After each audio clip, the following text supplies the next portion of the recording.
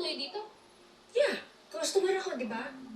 Oh, so, pengi isang order ng batchoy. O, tama-tama, buhay naman, no? Kakaluto lang ho ng batchoy namin. Kakain dito. Oo, anak. Dance. Gusto mo? Ewan ko nga, bakit dito kakain?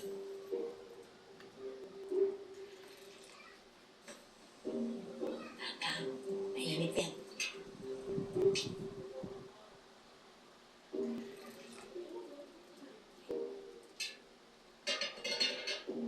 Wala ko lagay. Ay, kubyertos.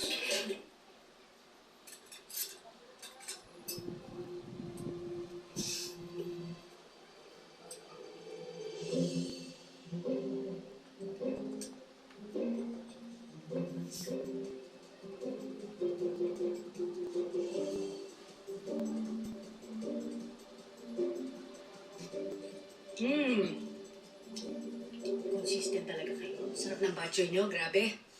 Napakasarap. I'm so impressed. Ma'am Margaret, dito lang po ba talaga kayo para kumain?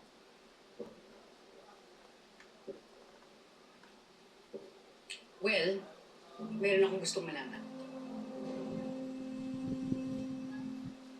Tingin nga ng kamay mo.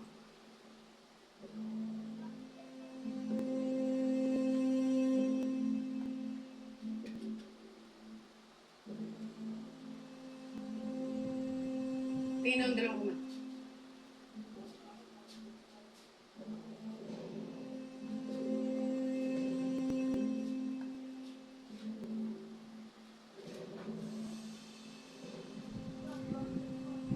Bakit po?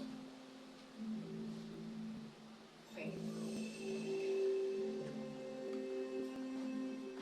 Nalaman ko na ang kailangan ko malaman. So alam ko na rin kung sino nagsisinungaling at kung sino ang nagtako ng dalawa. Ma'am Margaret, maawa naman po kayo. Inosente po ang anak ko. Kahit hulumuhod ako ngayon dito sa harapan na gagawin ko po. It's not your daughter. Dahil wala siyang sugat sa kamay. Kung sino man ang nagnakaw ng relo ng anak ko, ay may sugat sa kamay dahil nasugatan nang nasira ang lalagyan. Ano pa ibig niyo sabihin? Ang ibig kong sabihin ay may sugat si Sharon sa kamay. So, ang ibig sabihin nun ay siya ang nagnakaw ng relo at nagtanim nun sa'yo. Oh! Nakita ko rin siya na nakikipag-usap siya kay Venice. So, ang ibig sabihin nun,